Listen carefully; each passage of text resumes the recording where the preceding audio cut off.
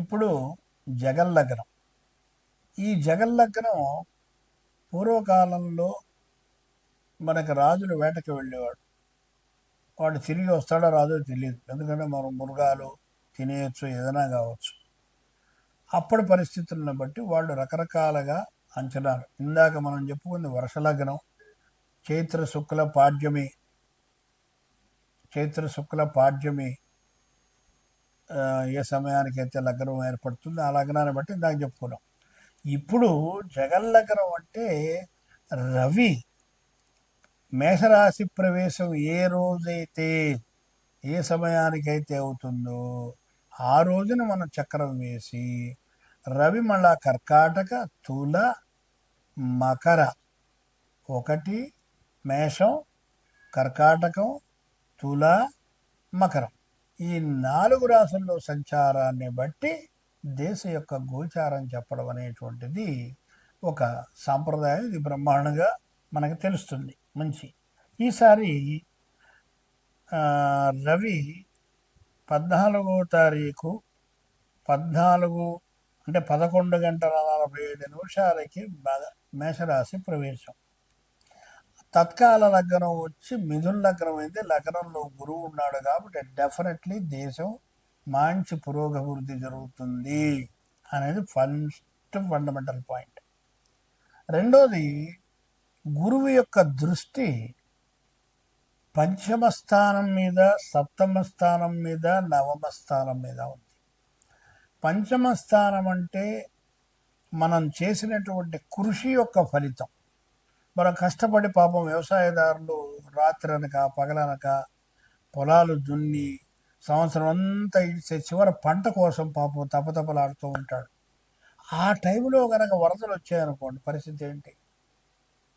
So అలాంటివి రాకుండా ఈ గురువు అంటే దైవబలమే, ఇట్స్ ఎ లక్, అది ఉన్నది వ్యవసాయదారులకి అని చెప్తోంది.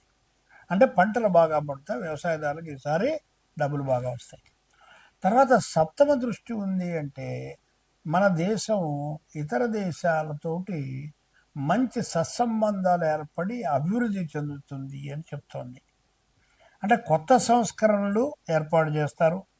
కేంద్రానికి మన ప్రజలకి మధ్య మద్దతు బాగా ఉంటుంది. పరిపాలనా విషయంలో మంచి సపోర్ట్ వస్తుంది బీజేపీకి కానీ, లేకపోతే మన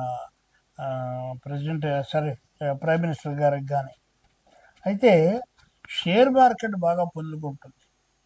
తర్వాత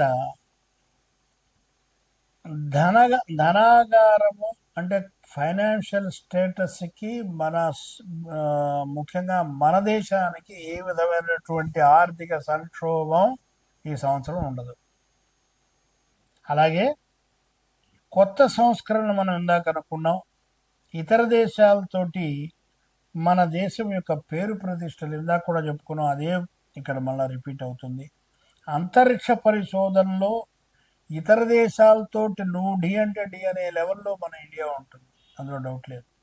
అంటే ఏ అణు సంబంధమైనది కావచ్చు, అంతరిక్షమైనది ఏదైనా సరే డీటీ. అందుకని ఇప్పుడు మీరు చూస్తున్నట్టయితే అమెరికా కానీ మిగతా కంట్రీలు కానీ ఆలోచిస్తున్నారు. ట్రంప్ మొదట డ్యాన్స్ చేసినప్పుడు ఇప్పుడు చేయట్లేదు. మిగతా వాళ్ళందరూ కూడా ఎప్పుడు మనకి ఇండియా యొక్క సపోర్ట్ దొరుకుతుందా అని చూస్తున్నారు. ఆర్థికంగా బాగా నిలదొక్కుంటుంది, మంచి నిలకడ వచ్చేస్తుంది, మనకి మంచి వర్షాలు కురుస్తాయి. క్రీడారంగంలో మనం ఎప్పుడు విజయం సాధిస్తాం ఈసారి. అలాగే అగ్ని ప్రమాదాలు, వాహన ప్రమాదాలు మాత్రం చాలా జాగ్రత్త అండి. ప్రతి ఒక్కరికి ఇది అన్ని రాసుల వాళ్ళకి చెప్తున్నాను, ఓన్లీ ఏనాడు శని వాళ్ళకి అని ఎక్కడా లేదు.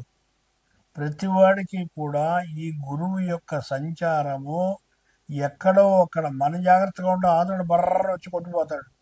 ఆగి ఉన్నటువంటి వాహనాలను కూడా కొట్టినటువంటి మనకి ఉదంతాలు చాలా మనకి తెలుసు అది వరకు. అలాగే సాగునీటి ప్రాజెక్టులు, మంచి ఇరిగేషన్ ప్రాజెక్ట్స్ మంచి డెవలప్మెంట్ అవుతుంది. అలాగే దేశీయ పరిశ్రమలకి కూడా మంచి అభివృద్ధి వస్తుంది. అంటే ఇతర దేశాల్లో డిమాండ్ పెరుగుతుంది. మన దగ్గర ఉన్నటువంటి పరిశ్రమలు ఏవైతే ఉన్నాయో అది వరకు ఉండేవి భారతదేశంలో, ఇప్పుడంతా పాశ్చాత్య పిచ్చి బట్టి వెనకెళ్ళిపోయినాయి. ఇవన్నీ మళ్ళీ రివైవ్ అయ్యి వాళ్ళు నిలదొక్కుంటారు. దానివల్ల దేశాలకు కూడా ఆర్థికంగా మంచి డబ్బు వస్తుంది. అలాగే ఆయుధ పరిశ్రమ ఒకటి మనకి బాగా అభివృద్ధి చెందేటువంటి అవకాశం కనబడుతుంది. అలాగని రాబడి కన్నా ఖర్చు ఎక్కువ. ఎందుకనంటే మనం కొత్త కొత్త ప్రయోగాలు చేసేటప్పుడు వాటి మీద ఇన్వెస్ట్మెంట్ చేయాలి, తప్పదు. సో ఆ విధంగా తప్ప చెడుగా కాదు. అయితే ఇంటర్నేషనల్ లెవెల్లో హోటల్స్ని నిర్మించడం అనేటువంటి లెవెల్కి మనం ఎదుగుతాం. ఇంటర్నేషనల్ హోటల్స్ ఉంటాయి, దానివల్ల మన దేశానికి డబ్బులు వస్తాయి. అలాగే టూరిజం డిపార్ట్మెంట్లో మంచి పేరు ప్రఖ్యాతులు వస్తాయి, మంచి ఫుల్ ఫారినర్స్ ఎగబడతారు ఈసారి మీకు.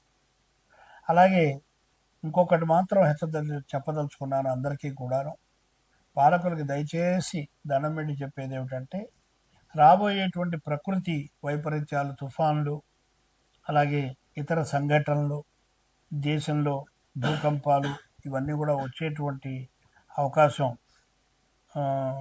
ఉన్నది. కాబట్టి కొంచెం ముందస్తుగానే కాస్త సీనియర్ మోస్ట్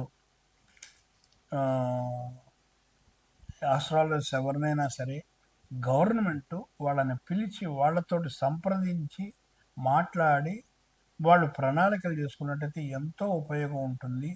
మీరు వెళ్ళేటువంటి దోవలో ఏ విధమైనటువంటి అడ్డంకి కూడా రాదని చెబుతూ స్వస్తి ప్రజాభ్యాం. దీని తర్వాత తులారాశి. తులారాశి లాభాధిపతి, అంటే తులారాశికి గవర్నమెంట్ నుంచి కానీ వాళ్ళు పనిచేసేటువంటి సంస్థల నుంచి కానీ మంచి ఆదాయము, లాభము జరుగుతుంది. అలాగే పంచమంలో బుధుడు, కుజుడు, రాహు ఉండడం మూలంగా ఎవరికైనా సంతానాన్ని ఎక్స్పెక్ట్ చేస్తుంటే సిజేరియన్ జరిగి సంతానం ప్రాప్తి జరుగుతుంది. అలాగే షష్టమంలో శని, శుక్రుడు పంచమాధిపతి, చతుర్థాధిపతి అవడం మూలంగా పంచమంలో ఇది మంచి శుభ ఫలితాన్ని ఇస్తుందని మనం చెప్పవచ్చు. అలాగే తృతీయ షష్టమాధిపతి అయినటువంటి గురువు నవమంలో ఉండకూడగా ఈ నవమంలో స్థితి చెంది తన సప్తమ దృష్టిని తృతీయ స్థానం మీద, అలాగే నవమ దృష్టిని పంచమం మీద సారిస్తున్నాడు. అలాగే పంచమ దృష్టి లగ్నం మీద ఉన్నది, అంటే రవి మీద ఉంది. ఈ మూడు మనం కలబోసి చూసినట్టయితే వీళ్ళకు కూడా విదేశయానం అనేటువంటిది కనపడుతుంది. వీడు ఫారిన్ కంట్రీ వెళ్ళేటువంటి అవకాశం కూడా కనపడుతుంది. కాబట్టి వీళ్ళు శనికి, శుక్రుడికి, కేతువుకి తప్పనిసరిగా పరిహారాలు చేసుకోవాలి.